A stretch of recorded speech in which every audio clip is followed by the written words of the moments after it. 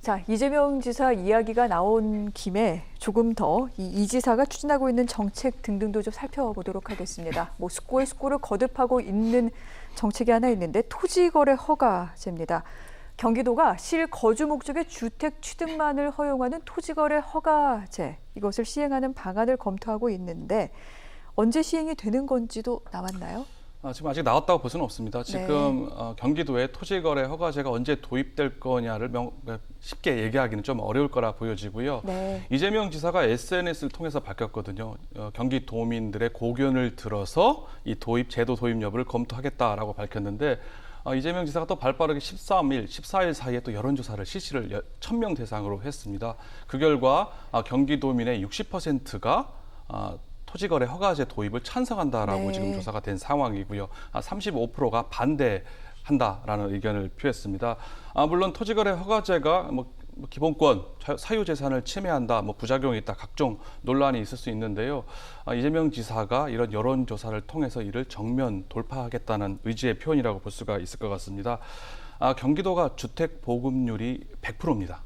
그렇지만 네. 무주택자가 44%에 이르는 상황이거든요. 그렇기 때문에 이런 여건, 그리고 또 이 지사의 탁월한 행정력, 추진력이 있다고 볼 수가 있기 때문에 아무래도 토지거래 허가제가 물론 논란은 있을 수 있겠지만 그 어느 때보다 경기도에서 도입될 가능성은 크지 않겠느냐, 이렇게 전망을 합니다. 그렇군요. 일단 도민들을 대상으로 한 여론조사에서 60%의 찬성을 얻었다라고 경기도가 오늘 또 밝히기도 했습니다.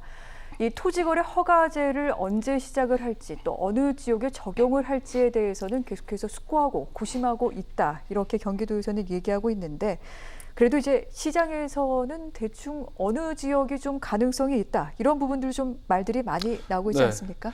경기도에 토지거래 허가제가 도입될 경우 가장 관심사가 과연 어디가 대상 지역이 될 거냐라고 할 수가 있을 것 같은데요.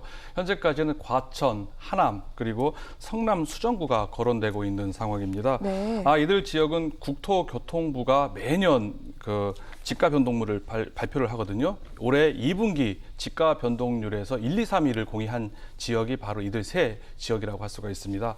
그리고 투기를 판단하는 대표적 지표가 외지인이 얼마큼 유입했느냐, 법인이 얼마만큼 투자를 하느냐, 투기를 하느냐, 이게 하나의 지표라고 할 수가 있는데요. 이들 지역 역시 이 수치가 상당히 높게 나온 지역들입니다. 하남 같은 경우는 올해 1월부터 6월 사이 전체 거래의 절반가량이 외지인이었고요. 또 성남 수정구 같은 경우는 전체 거래의 25%가 법인인 상황이었습니다.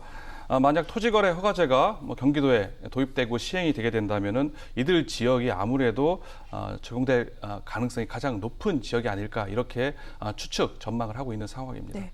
소장님, 그러면 토지거래 허가제가 이 지역에 이제 시작이 된다고 하면은 토지를 사거나 주택이나 건물을 구입할 때 먼저 그럼 허가를 득해야만 가능한 거죠? 그렇죠. 토지거래 허가제라는 거는 일단 거래를 아파트 매매 계약을 하지 않습니까? 그렇게 되면은 관할 시군구에다가 일단 허가를 받아야 됩니다. 허가를 받게 된 이후에도 다시 바로 입주를 해서 2주간 실거주를 해야 되는 요건이기 때문에 사실상 갭 투자, 투기가 거의 불가능한 수준이라 볼 수가 있습니다. 실제로 지난 6.17 부동산 대책에서 서울, 강남의 이제 삼성동, 그리고 송파구의 잠실동을 토지거래 허가 구역으로 묶었거든요. 그게 묶고 나니까 실제 전년 대비 아파트 매매가 93% 감소를 했기 때문에 만약 토지거래 허가제가 도입되게 된다면 경기도의 이런 집값 안정에는 어느 정도 도움이 될 수 있을 거라 보여지고요. 아무래도 좀 더 지켜봐야 될 거로 보여집니다.